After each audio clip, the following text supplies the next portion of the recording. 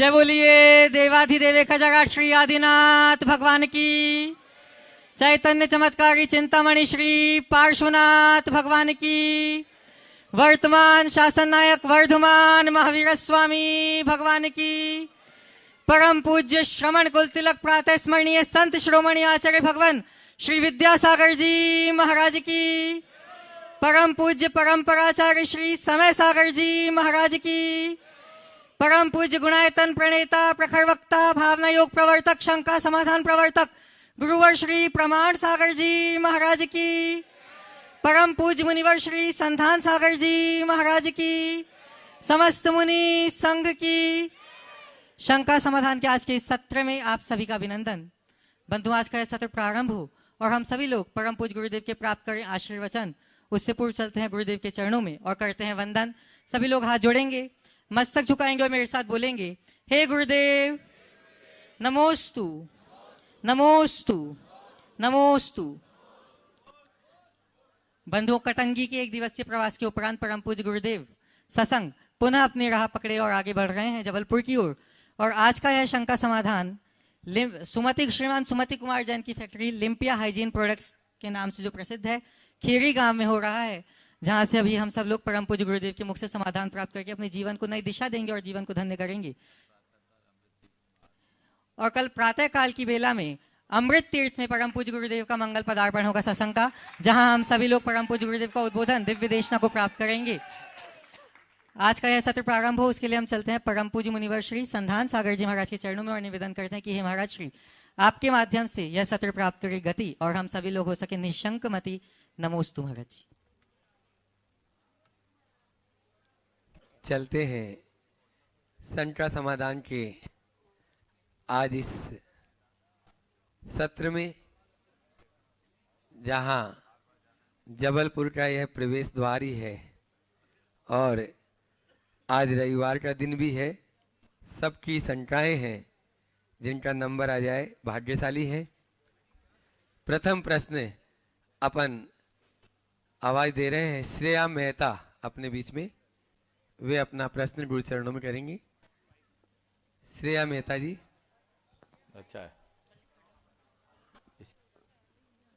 अच्छा मैं चाहूंगा आज जहां ये शंकर समाधान हो रहा है लिम्पिया हाइजीन प्रोडक्ट्स या फैक्ट्री, इसमें सुमति कुमारी जी जैन का पूरा परिवार ही साथ में आ जाए। लप्पू भाई अभी साथ में रहेंगे। हाँ बोलो। पूरा परिवार एक साथ हो जाए और वे श्रेया जी अपना प्रश्न गुरु चरणों में कर रही हैं। अगला। और अगला प्रश्न करेंगे भव्यांश जैन, मदर टेरेसा। दोनों मुनिराजों के चरणों में नमोस्तु नमोस्तु नमोस्तु। एलक महाराज जी के एलक जी छुल्लक जी के महाराज में इच्छामी महाराज जी, मैं एक बेटी, एक बहू, एक बहन, एक भाभी के साथ साथ एक सीए भी हूँ।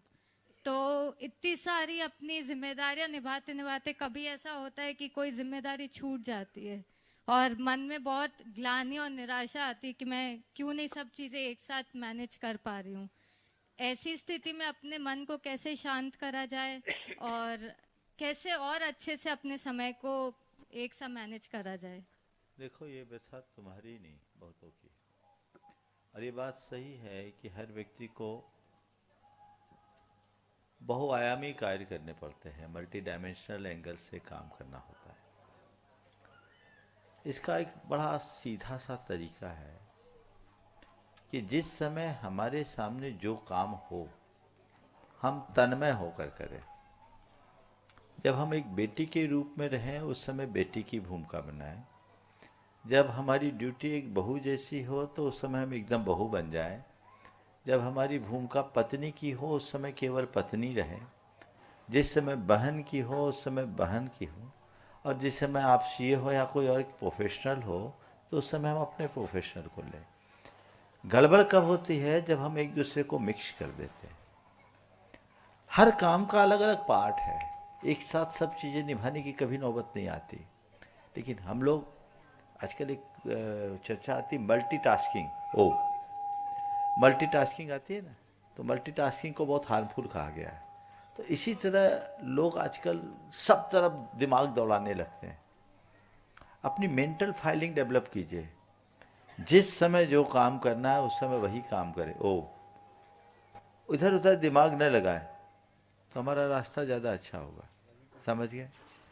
तो हम एक दिशा में चले। आप मुझे देखते हो, एक सवाल आया, अभी अगला सवाल क्या पूछा जाएगा पता नहीं, लेकिन इस सवाल का असर उस सवाल पर नहीं रहेगा, उस सवाल का असर उस पर नहीं होगा। ये कहलाता है मेंटल फाइलिंग। तो चीज़ों को मैनेज कीजिए। जिस समय हमें जो करना है हमारा फोकस उस पर होना चाहिए, तो हमारा जीवन अच्छा होगा। ये चैलेंज आपके पास नहीं, सबके पास, सबके साथ है। और जीवन में हम सबको ये करना है। तो हमें चाहिए कि हम अपने जीवन को पूर्णता की ओर अग्रसर करें, हर भूमिका में खरे उतरने का प्रयास करें। नमोस्तु महाराज। इसी परिवार में एक प्रश्न युवराज जी सर्राफ जो सतना पहुंचाए, सिंगई जिनांशी कटनी भी उनके साथ में हो जाए। ओ सुमति भैया अपना प्रश्न करना चाह रहे हैं कुछ? हो गया। हाँ ठीक है।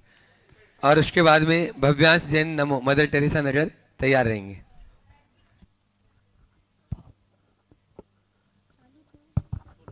महाराज जी के चरणों में बारंबार नमोस्तु नमोस्तु नमोस्तु।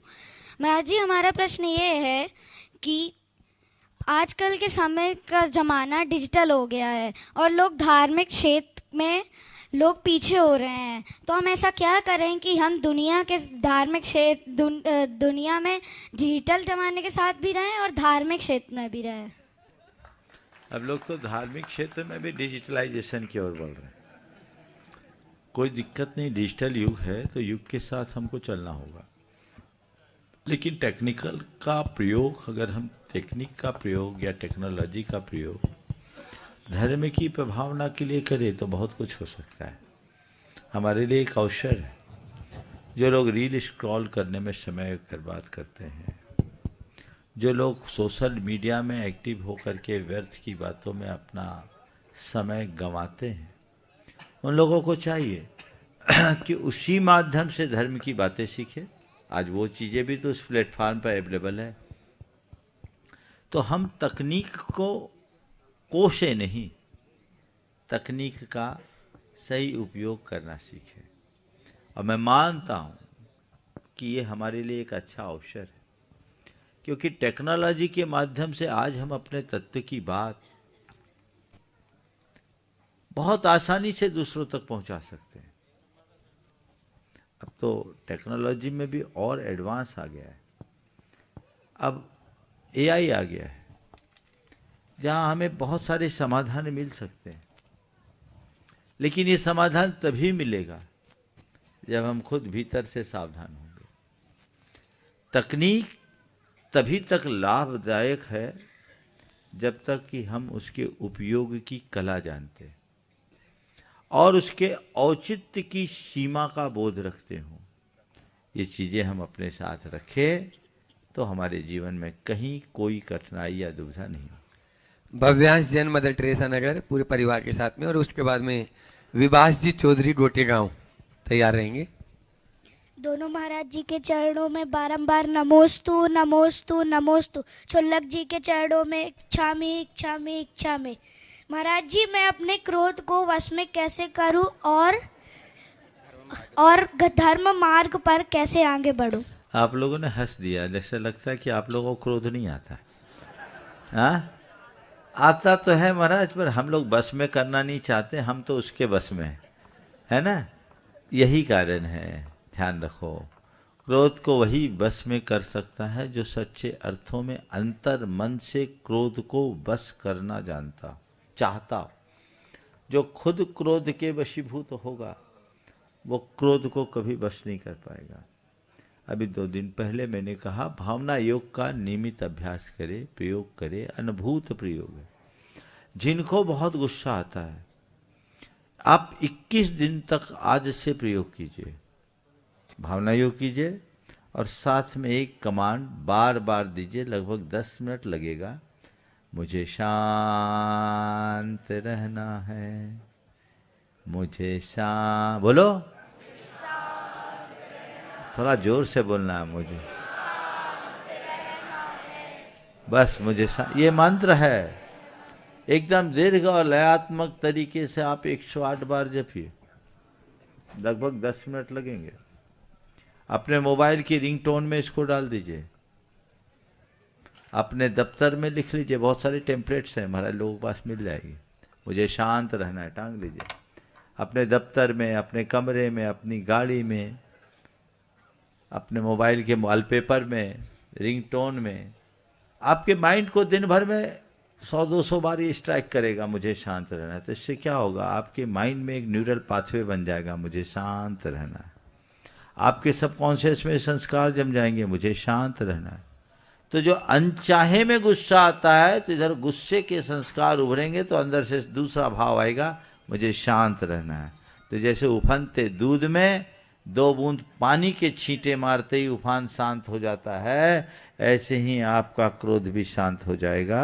अनेक लोगों ने अपनाया है, जो प्रचंड क्रोधी थे वे शांत मूर्ति हो गए, शांति के मूर्ति हो गए। आप भी कर सकते हैं, बशर्ते आप प्रयोग करें। पर मुझे मालूम है आप लोग डॉक्टर से प्रिस्क्रिप्शन भर लिखवाते हो, दवाई खाने की गलती नहीं करते, इसलिए बीमार बने रहते हैं। चलिए ओम।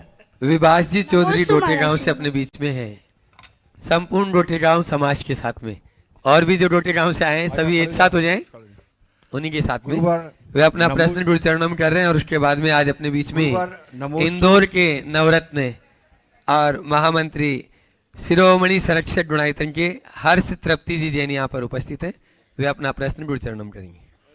गुरुवर नमोस्तु, मुनि संघ समस्त मुनि संघ को नमोस्तु, सुल्लक जी को इच्छामी।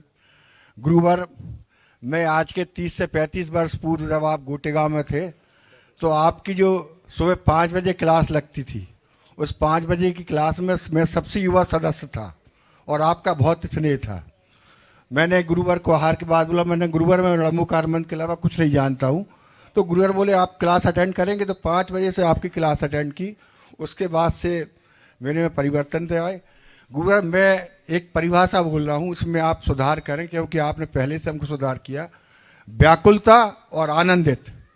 व्याकुलता वो होती है गुरुवर, जब किसी का चौका खाली चला जाता है तो उस माँ से पूछो व्याकुलता क्या होती है। और आनंदित प्रसन्नचित्त क्या हो, जब किसी के चौके में आहार हो जाते हैं, तो उनसे ज्यादा आनंदित कौन हो सकता है। तो गुरुवार हम गोटेगांव वाले व्याकुल हैं। आप 35 साल पहले गोटेगांव आए और इसके बाद गुरुवार हमारे आप इस पे यहाँ पे आप जो सबका समाधान कर रहे हैं, ये भी गोटेगांव का ही है। सुमित हमारे छुल्लक जी भी गोटेगांव से हैं। और ऐसे हमसे लोगों से क्या भूल हुई कि 35 साल हो गए आपके गोटेगांव तरफ, 30 से 35 साल हो गए आप गोटेगांव में हम लोगों को तरफ ध्यान नहीं दे पा रहे। ऐसे में हम लोग पद भ्रमित नहीं हो सकते गुरु जी, क्या आप आदि दें। ओ देखो, आपने कहा है कि इस व्याकुलता को आनंद में कैसे बदले, है ना। तो मैं उसका फार्मूला दे देता हूं, झमेला ही खत्म हो जाएगा। बता दूं, ये व्याकुलता को सदाबहार आनंद बनाना है, तो आहार देने की जगह आहार लेने वाला बन जाओ, झंझट ही खत्म। गुरुजी फिर तो समस्या ही हल। गुरुजी बजाओ तो थोड़ा जोर से, बोलो सॉल्यूशन सही है कि नहीं। गुरुजी हम समाधान के लिए आए हैं, समाधान के लिए आए हैं। बताओ गुरुजी। ये सही समाधान है कि नहीं है। भैया देने का झमेला छोड़ो, लेने वाला बन जाओ, परमानेंट सॉल्यूशन। क्योंकि इसमें तो आज फिर एक बार मान लो हो भी गया, निश्चित इस बात के लिए तुम्हारी भावना वाजिब है, मैं उसे ठुकरा नहीं रहा हूं कि गोटेगांव को 30 साल हो गया है। हाँ छोटे थे ठीक है, लेकिन भाव तो बड़े हो गए ना, तो भाव भी बड़े होने चाहिए। निश्चित ये योग है, लेकिन फिर भी आप लोगों का भाग्य कभी कमजोर नहीं रहा। अभी 14-15 दिन महाराज जी रखेंगे कि नहीं रखेंगे, आचार्य महाराज रहे ना, तो क्या सोचते हो। फिर भी संयोग है, भावना भाव। कई बार ऐसा होता है भैया, तुम बुलाना चाहते हो, हम आना चाहते हैं फिर भी नहीं आ पाते, इसी का नाम है अंतराय। समझ गए? अब इस अंतराय का जब निवारण होगा तो काम होगा। और एक सॉल्यूशन तुम लोगों को देता हूं, व्याकुलता को हटा दो, उसकी जगह भावना शब्द को रख दो। आहार भी देने की व्याकुलता कभी मत करना,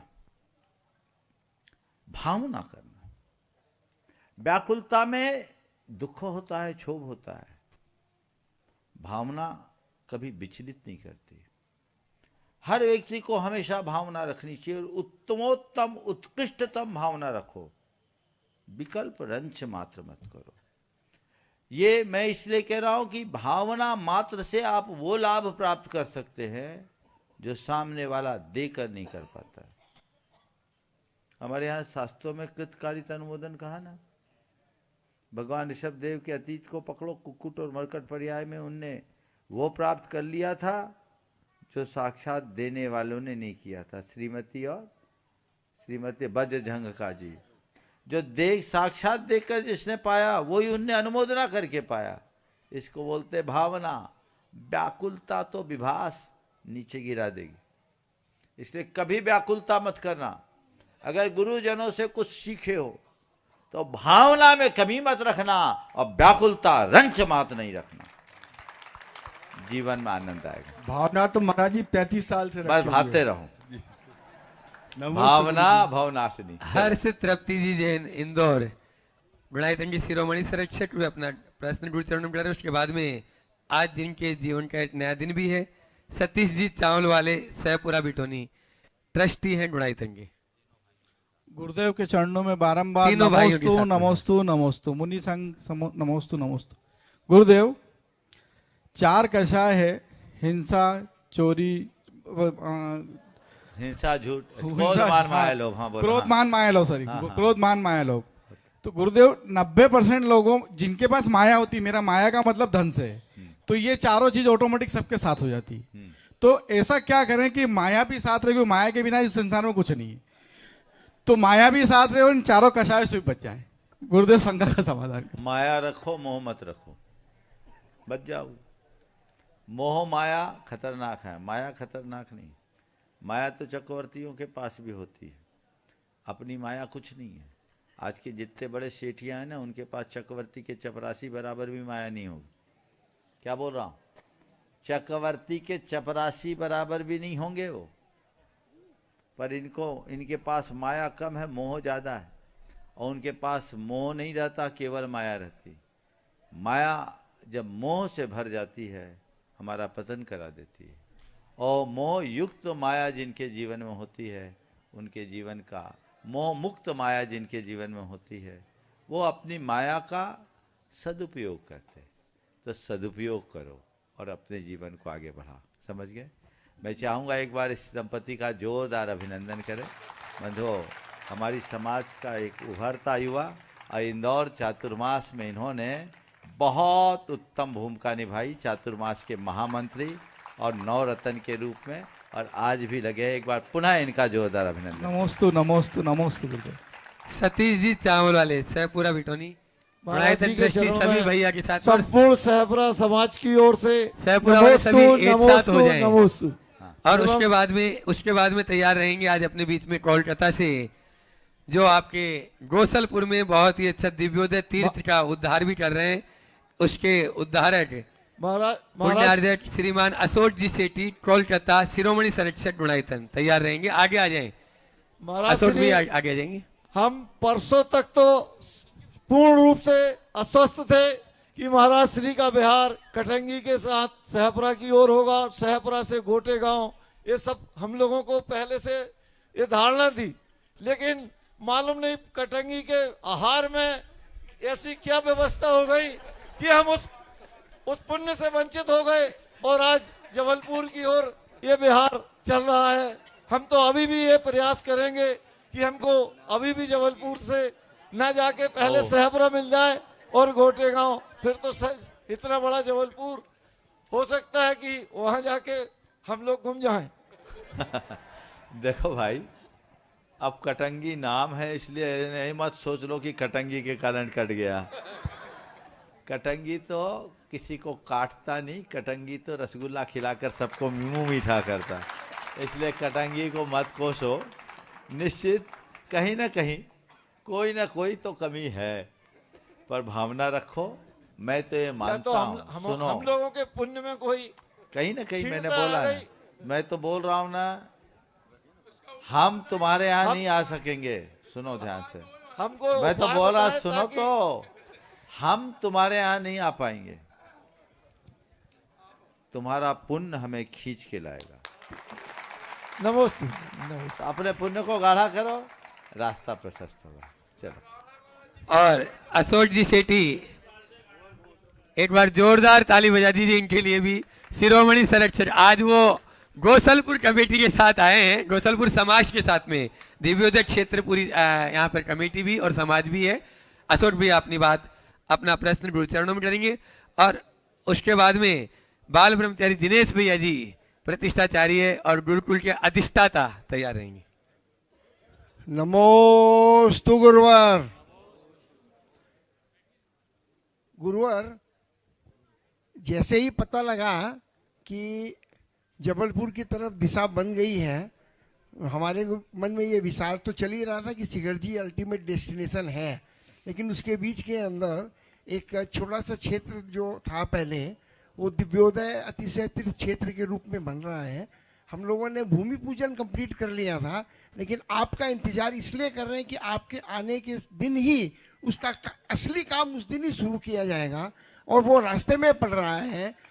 ये भावना मेरी और पूरे दिव्योदय परिवार की है, जिसमें हमारे प्रेसिडेंट अपने अपनी शब्द कुछ भी कहना चाहे तो कह सकते। नमोस्तु गुरुदेव, नमोस्तु नमोस्तु। हम सभी की ये भावना है गुरुदेव कि आपके सानिध्य में दिव्योदय तीर्थ क्षेत्र का निर्माण जल्द से जल्द हो और उसका शुरुआत चालू जो कार्य होना है शुरुआत हो रहा है।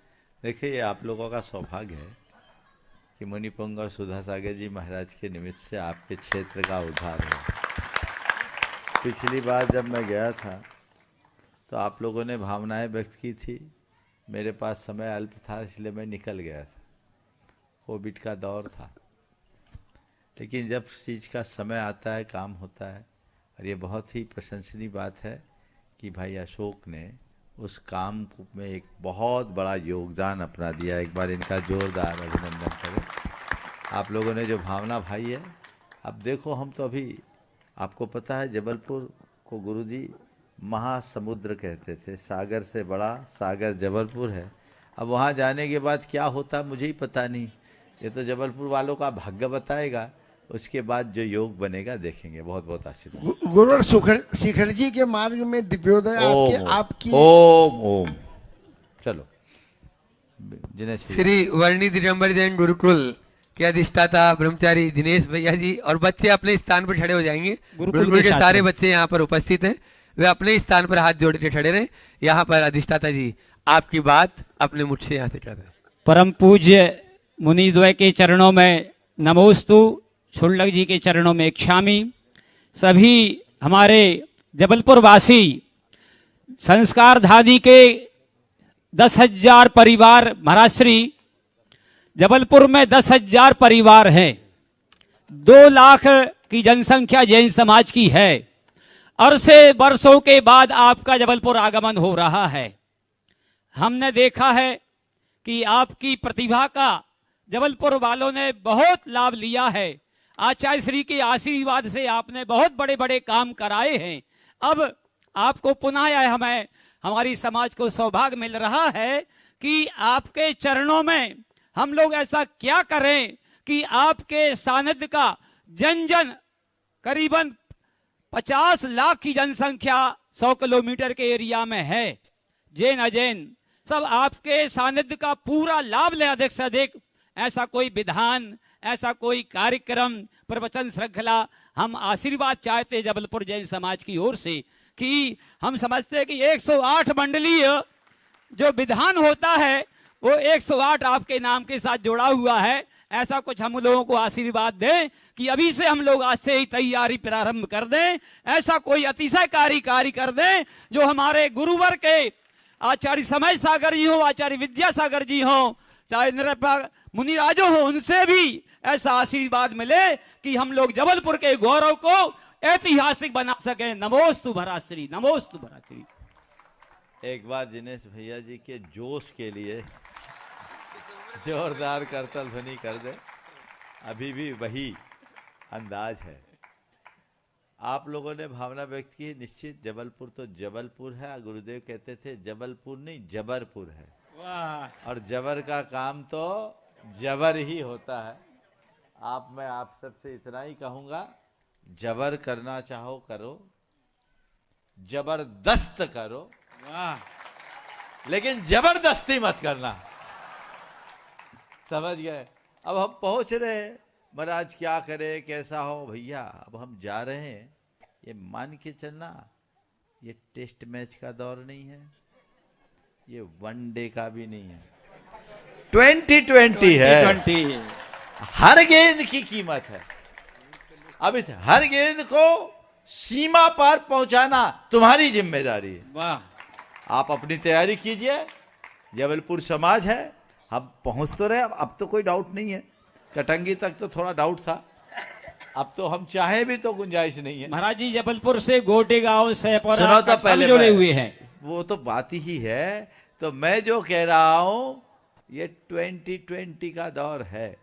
जबलपुर वाले निश्चित, हम जानते हैं कि जबलपुर में भूमिका हमेशा बड़ी ही बनती है। और मुझे 2004 की स्मृतियां और उससे पहले 1997 जनवरी की स्मृतियां अभी दिख रही है। पता नहीं आगे क्या होगा। मैं तो कुछ करवाता नहीं, मैं तो केवल आशीर्वाद देता हूं। करना आपको है, करवाना आपको है। मैं देखूंगा, मुझे समझ में आएगा कि ये काम करने लायक है, ये लोग कर सकते हैं, तो मैं दे दूंगा आशीर्वाद। मुझे क्या करना है, मुझे तो केवल बैठना है। लेकिन समाज अपना उत्साह बना कर रखे, और आपका उत्साह का अंदाज तो घुसते ही दिख जाएगा। हालांकि दिग्लक्षण तो अभी से दिख रहा है। जहां मूसलाधार वर्षा होनी होती है ना, तो उसके पहले थोड़ी थोड़ी ठंडी हवा चालू हो जाती है, और दिख रही है हवा आने लगी है।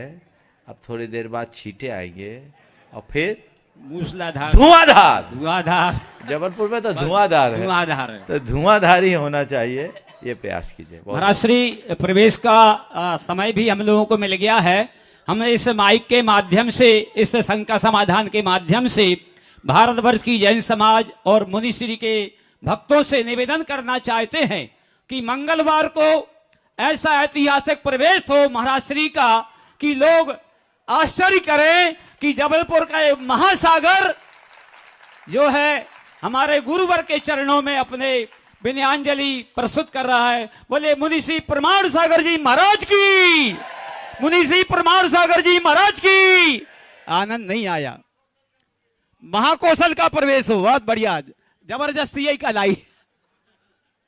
बोले मुनिश्री प्रमाण सागर जी महाराज की। नमोस्तु महाराज जी। और बुला रहा हूं आज अपने बीच में इस सत्र में, यहाँ माँ सरस्वती की सेवा में निरत रहने वाले विद्वत जन भी यहाँ पर उपस्थित है। ब्रह्मचारी धर्मेंद्र जी शास्त्री, और जो गुरुकुल के ही हैं वे तो हाँ विद्यार्थी रहे हैं। एक बार जोरदार ताली से ब्रह्मचारी धर्मेंद्र भैया का स्वागत करें। और उसके बाद में डॉक्टर सोनल जी शास्त्री दिल्ली से भी आज अपने बीच में उपस्थित है।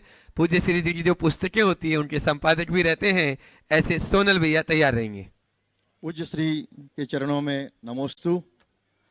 और इस जबलपुर की धरती को कोटि कोटि नमन करता हूं, क्योंकि महाराज श्री मैं अपने लिए अपने जीवन में इसको मातृभूमि मानता हूं। पूज्य श्री, आपके आशीर्वाद से भारत सरकार शिक्षा मंत्रालय, केंद्रीय संस्कृत विश्वविद्यालय की ओर से और नैनागिरी सिद्ध क्षेत्र के सहयोग से, नैनागिरी सिद्ध क्षेत्र में अभी 21 दिवसीय, जो अभी बहुत देर से चर्चा चल रही अनेक प्रकार की, उन सब का आधार प्राकृत भाषा है। इस प्राकृत भाषा के अध्ययन का एक शिविर चल रहा है 21 दिन का, और उसमें 7 राज्यों के 35 लोग आए हुए हैं। उन सब ने आपके श्री चरणों में कोटि कोटि नमोस्तु निवेदित किया है। पूज्य श्री, जब मैं आ रहा था तो शिविर में पढ़ाने के लिए एक विश्वविख्यात विद्वान आए हैं, शांति निकेतन विश्वविद्यालय कोलकाता से, प्रोफेसर जगत राम जी भट्टाचार्य। मैंने कहा कि मैं पूज्य प्रमाण सागर मुनिवर के दर्शन करने जा रहा हूं, तो उन्होंने कहा, अरे वो मुनिराज हैं क्या जिन्होंने जैन तत्व विद्या लिखी है, बड़ी अद्भुत पुस्तक है, और उन्होंने आपके श्री चरणों में कोटि कोटि प्रणति निवेदन किया है। पूज्य श्री, मेरी जिज्ञासा यह है कि ये मध्य प्रदेश की धरती प्राकृत से बहुत घनिष्ठ जुड़ी हुई है। ये जबलपुर क्षेत्र है, एक रूपनाथ जगह है, वहां ईसा पूर्व 2री शताब्दी में प्राकृत का शिलालेख है।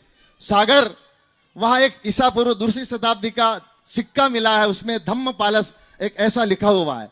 ऐसे अनेक ऐतिहासिक तथ्यों से ये मध्य भारत प्राकृत से जुड़ा हुआ है और जैन संस्कृति और भारतीय संस्कृति का अभिन्न अंग है, और भारत सरकार ने इसके लिए क्लासिकल लैंग्वेज का दर्जा दिया है। लेकिन अभी अगर जबलपुर समाज ही सरकार शासन से निवेदन करे कि इसके उन्नति के लिए क्या हो सकता है, तो पूज्य श्री, मध्य भारत और जबलपुर की जनता कैसे उत्साहित होकर शासन को निवेदन करे कि जिसके उसके विकास के लिए और ऊंचाइयां प्राप्त हो, ऐसे उपाय इन सबको बताने की अनुकंपा करें मुनिवर।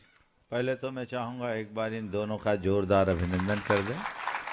डॉक्टर धर्मेंद्र जी, जिन्होंने अपना अध्ययन काल गुरुकुल में बिताया और आज हमारे समाज के एक शीर्षस्थ विद्वान के रूप में स्थापित है, ये राष्ट्रीय संस्कृत संस्थान के प्राध्यापक पद पर केंद्रीय संस्कृत विश्वविद्यालय में अपना दायित्व निभा रहे हैं। और उनके साथ डॉक्टर सोनल जी हैं, ये भी जैन जगत के एक मूर्धन्य मनीषी विद्वानों में से एक हैं। आज भी इन दोनों के माध्यम से जैन धर्म और संस्कृति की अपूर्व सेवा हो रही है।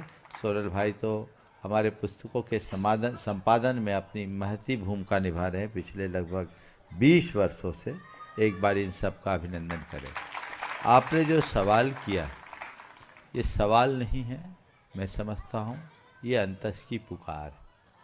मैं आप सबसे एक बात कहना चाहता हूँ, भाषा में संस्कृति का प्रवाह होता है। जब तक हमारी भाषा सुरक्षित है तभी तक हमारी संस्कृति सुरक्षित होगी। जैनों की मूल भाषा प्राकृत है, और ऐसा कोई जैन नहीं जो प्राकृत भाषा का प्रयोग नहीं करता हो, क्योंकि हम सब नमोकार मंत्र को जपते हैं। जपते हैं कि नहीं जपते हैं? नमोकार मंत्र कौन सी भाषा में, कौन सी भाषा में है? थोड़ा जोर से बोलो। तो प्राकृत हमारा मूल मंत्र है, तो प्राकृत के प्रति हमारी रुचि होनी ही चाहिए। भारत की प्राचीनतम भाषाओं में एक है। भारत सरकार इस अर्थ में बधाई की पात्र है कि उसने उसे क्लासिकल लैंग्वेज की श्रेणी में रखा है। ये बहुत अच्छी बात है। लेकिन अब हम सबकी ये जिम्मेदारी है कि हम अपनी भाषा के प्रचार प्रसार में कुछ अपनी भूमिका निभाएं। बहुत सारे ऑनलाइन कोर्सेस हैं। महिलाओं को मैं कहूँगा, बहुत सारे कोर्स आप लोग करते हैं। क्या हो, प्राकृत में आप लोग घर बैठे एमए कर ले, डिप्लोमा कोर्स कर ले, बहुत सारी ऐसी सुविधाएं आप घर बैठे कर सकते हो, बहुत सरल है, आप करें। और एक सुझाव पूरे देश की जनता को मैं आज इस मंच के माध्यम से देना चाहूँगा कि अब की बार सेंसेक्स होगा, 2027 में जनगणना होनी है, और उसमें भाषा के कॉलम में आपको लिखना है हमारी भाषा क्या है, क्या लिखना है। इससे देश भर में एक संदेश जाएगा कि इतने लोग प्राकृत भाषा को अपनी भाषा मानते हैं, और आपके द्वारा ऐसा टिक लगाए जाने पर सरकार के द्वारा प्राकृत भाषा के प्रोत्साहन के लिए उपक्रम चलाया जा सकेगा। ये प्रयास और पुरुषार्थ सभी को करना चाहिए। बहुत बहुत डॉक्टर सोनल जी शास्त्री वे अपना संकल्प अपनी बात कर रहे हैं। उसके बाद तैयार रहेंगे श्रीमती सीमा जी जैन, अभय गमछा भंडारी, जबलपुर। पूज्य मुनिश्री के चरणों में नमोस्तु, संघ के चरणों में यथायुग प्रणति। पूज्य मुनिश्री, जितने लोग भी अंथव करते हैं वो सब लोग प्राकृत बोलते हैं। अगर आप अंथव करते हैं तो प्राकृत का सेवन करते हैं, और प्राकृत के माध्यम से करते हैं। ये अंथव शब्द प्राकृत का ही है। बिल्कुल।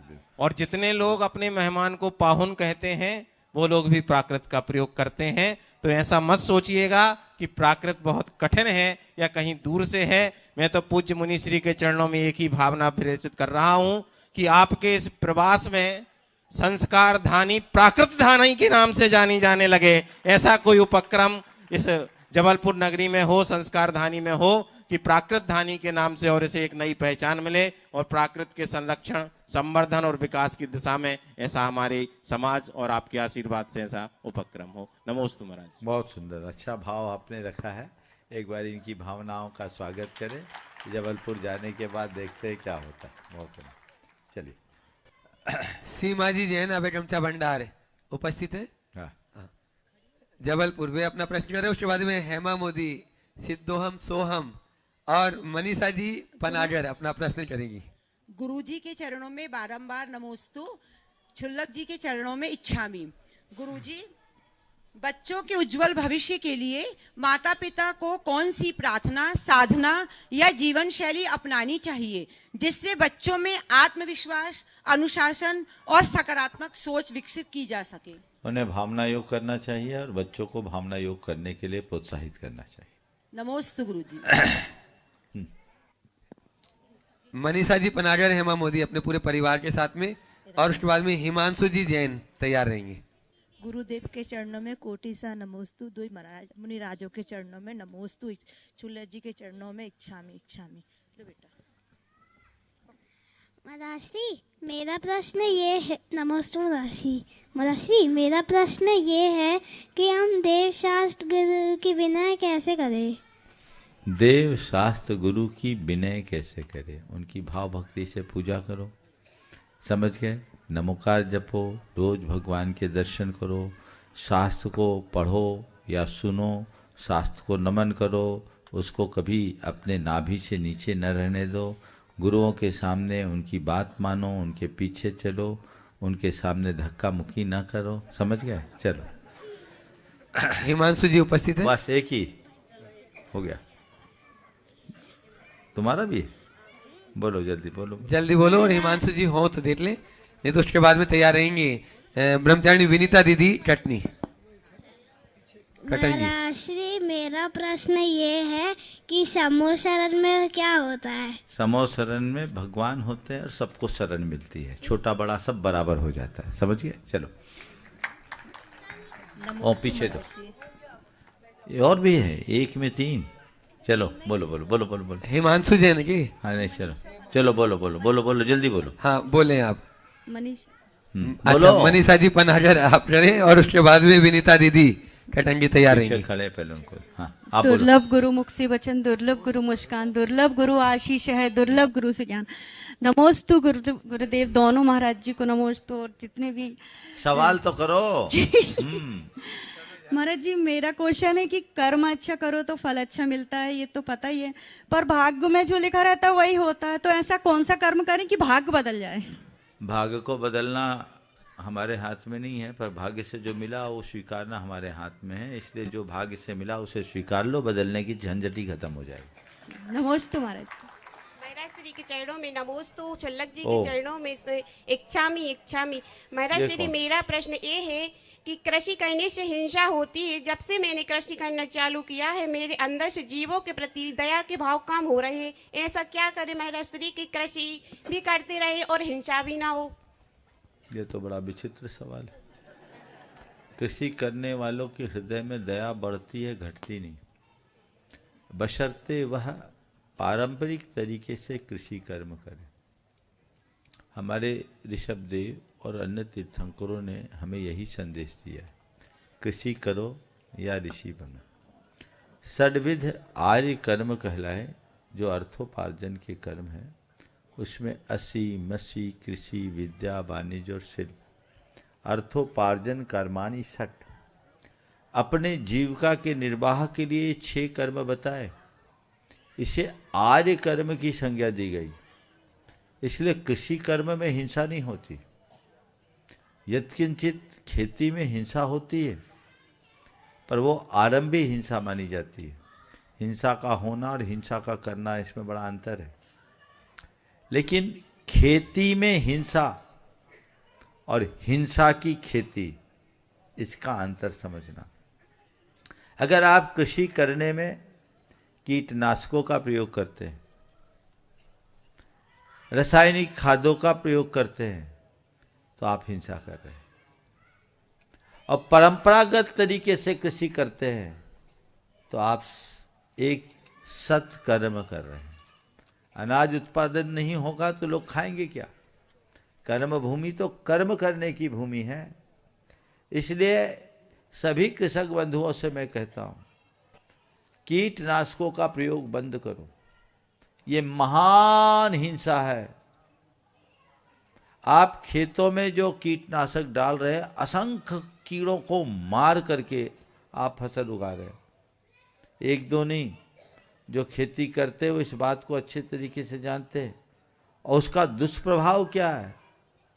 अनाज पर दुष्प्रभाव पड़ रहा है। कीटों का तो रेजिस्टेंस भी बढ़ता जा रहा है। आप जितनी हाई पावर की दवाइयाँ छिड़कते हैं उतने नए कीड़े पैदा हो जाते हो रहे हैं।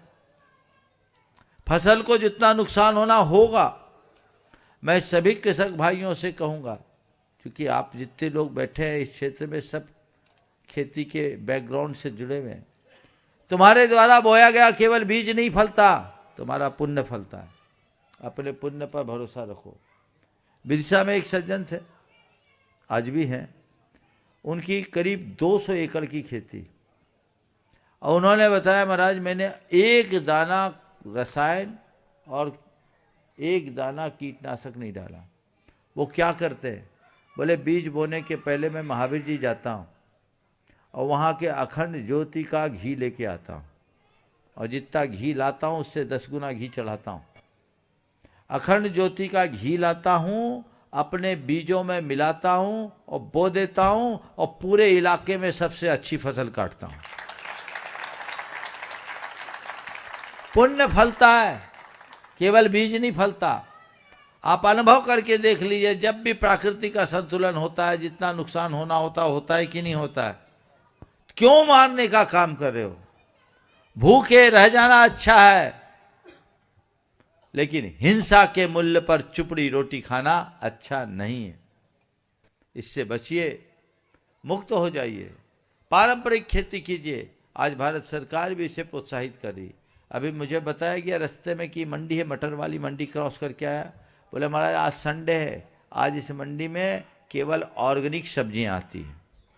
ये यहाँ के जिला कलेक्टर ने सुनिश्चित किया। सही है ये बात है ना? ये क्यों लोग प्रोत्साहन दे रहे हैं? और ये जो कीटनाशक तो जहर है, आप अपने लिए, अपनी पीढ़ियों के लिए जहर उगा रहे हैं। माँ के पेट में डीटीटी की मात्रा आने लगी है। आज कैंसर जैसी जानलेवा बीमारियां क्यों आ रही है? चाहे कैंसर हो, चाहे आपके लिवर सोरियासिस हो, या किडनी की प्रॉब्लम हो, ये सारी बीमारियों का एक बड़ा कारण है कि आप जहर खा रहे, रसायन युक्त भोजन खा रहे।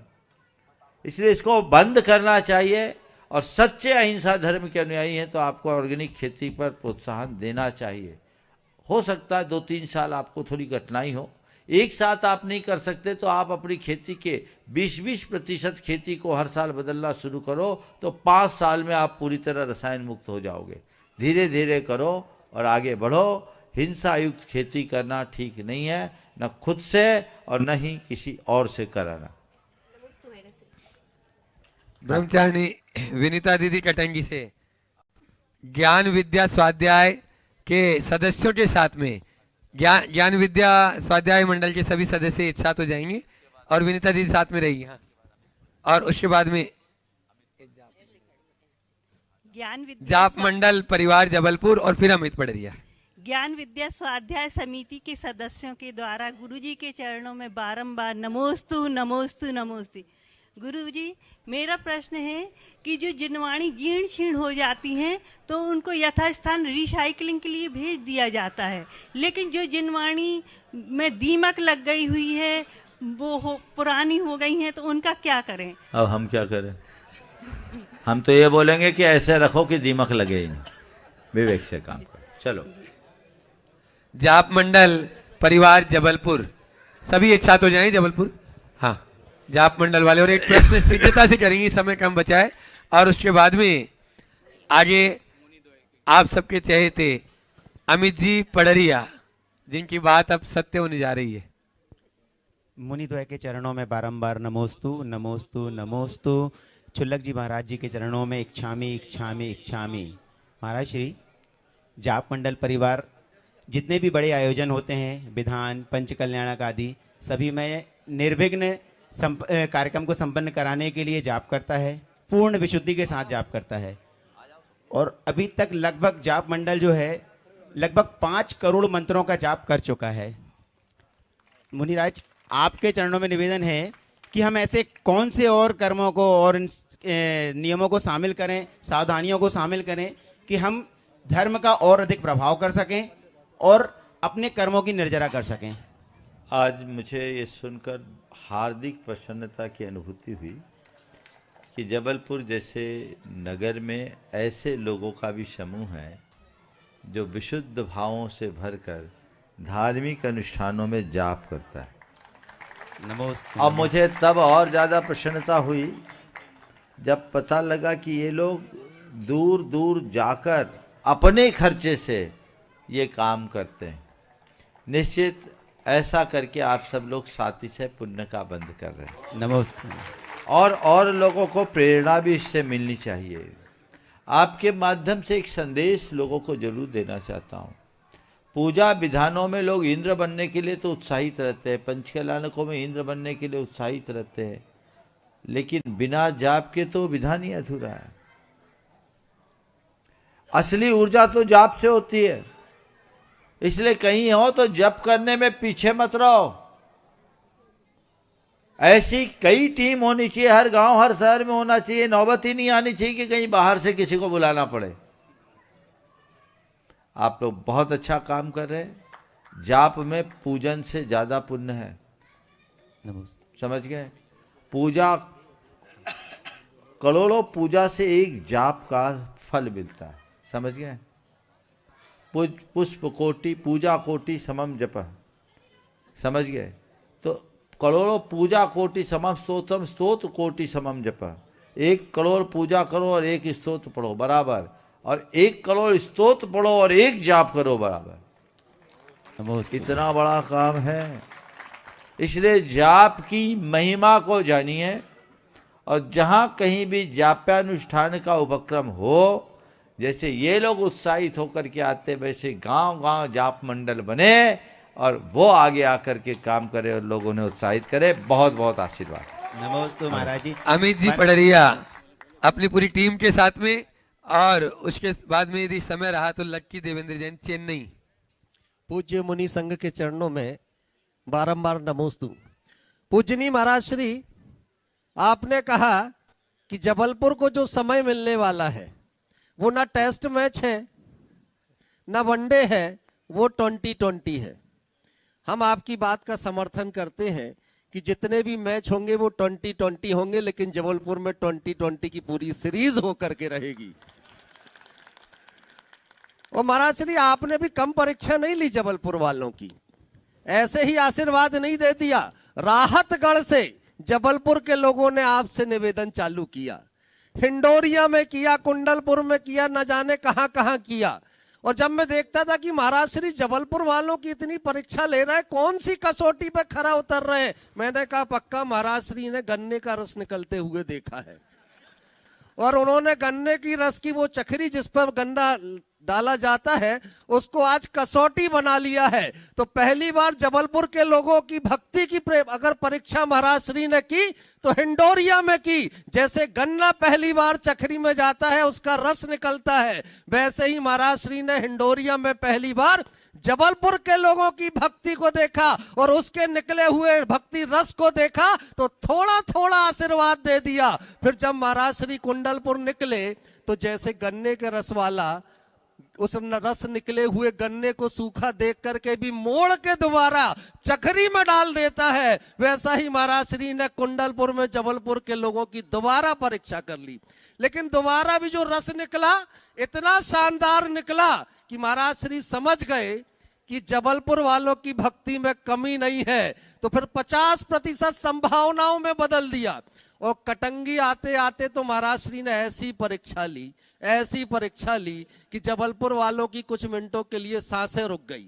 महाराज श्री ने संकेत दिया कि अब ये कारवा पाटन जाएगा, सहबरा जाएगा, गोटे गांव जाएगा, उसके बाद विचार किया जाएगा। हमने कहा ये पक्का गन्ने के रस निकालने की विधि जानते हैं कि गन्ना कितना भी सूख जाए उसमें पानी के 3-4 छींटे मारो और उसको एक बार फिर चक्री में डालो, अगर रस निकल गया तो ये गन्ना भी सही है और इसका रस भी सही है। तो कटंगी में एक बार फिर महाराज श्री ने परीक्षा जबलपुर वालों की। लेकिन महाराज श्री जी, मुझे क्षण याद है, शंका समाधान के पहले आप कह रहे थे कि देखो क्या होता है, हफ्ते 10 दिन बाद आते हैं, और शंका समाधान के बाद आपने आकर के कह दिया कि अब आशीर्वाद है, अब तैयारी करो, 13 तारीख को मुनिवर प्रमाण सागर जी जबलपुर आने वाले हैं। अब महाराज श्री, कल संस्कार धानी जबलपुर के लोगों ने पूरे शहर की एक बैठक की, हर मंदिर समिति के लोग आए।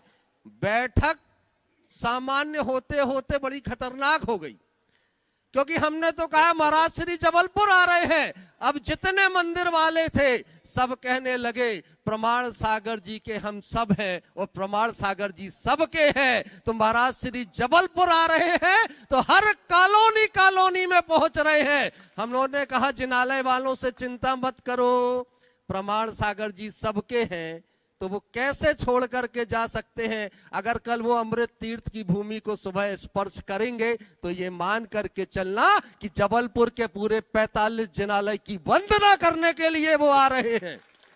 और महाराज श्री जी, कोई कह रहा परसों सुबह शिवनगर में आपकी आहारचर्या होनी है। शिवनगर के लोगों का तो हाल ऐसा हो गया है कि वहां पर हर आदमी अपने आप को इस समय राजा श्रेयांश और सोम समझ रहा है। कह रहा 13 तारीख को महाराज श्री का आहार शिवनगर में होगा तो मेरे यहाँ ही होगा। मैंने कहा पुण्य बढ़ा लो, देख लेंगे कौन राजा बनेगा और कौन श्रेयांश बनेगा और कौन सोम बनेगा। लोग कहने लगे वो तो शिवनगर में हो जाएगा। फिर महाराज श्री जबलपुर की तरफ प्रवेश करेंगे। हमने कहा चिंता मत करो, उस दिन जबलपुर में गुरुदेव नहीं प्रवेश करेंगे, बल्कि महाराज श्री के पीछे पीछे पूरा जबलपुर चलता हुआ प्रवेश करेगा। अरे आगवानी होगी तो ऐसी होगी कि महाराज श्री की जितनी आगवानियां इस भारतवर्ष में हुई होंगी उससे बढ़ करके एक नया इतिहास संस्कार धानी जबलपुर में बनेगा। 13 तारीख की आगवानी होगी तो भव्य आगवानी होगी, और आगवानी नहीं होगी, महाआगवानी होगी, और शुरुआत होगी जबलपुर में प्रभावना के एक नए स्वर्ण शिखर को स्पर्श करने की। और चर्चा तो यह होने के लगे कि 7 दिन की प्रवचन माला होगी। मुझसे एक सज्जन बोले सिर्फ 7 दिन की प्रवचन माला होगी। अरे हमने कहा चिंता नहीं करो, महाराज श्री जी 7 दिन में पहले एक एग्जाम लेते हैं। जैसे जिन्होंने आईएएस दिया है, एक प्रिलिमिनरी टेस्ट होता है, उसमें पास हो जाओ 7 दिन में तो फिर मेंस होता है। मैंने कहा चिंता मत करो, वो मेंस आपका क्या होगा, प्रिलिमिनरी में पास हो जाओ 7 दिन में, मेंस में 108 मंडली विधान होगा। फिर लोग कहने लगे ये 2 तो हो जाएंगे, फिर इंटरव्यू में क्या होगा। हमने कहा महावीर जयंती का भव्य जुलूस महाराज श्री के सानिध्य में निकलेगा। तो अब महाराज श्री जी पूरा जबलपुर तालियां बजा करके कह रहा है कि पलक पावड़े बिछे हैं, पधारो मुनिराज, पूरा शहर आपकी प्रतीक्षा कर रहा है। नमोस्तु महाराज श्री।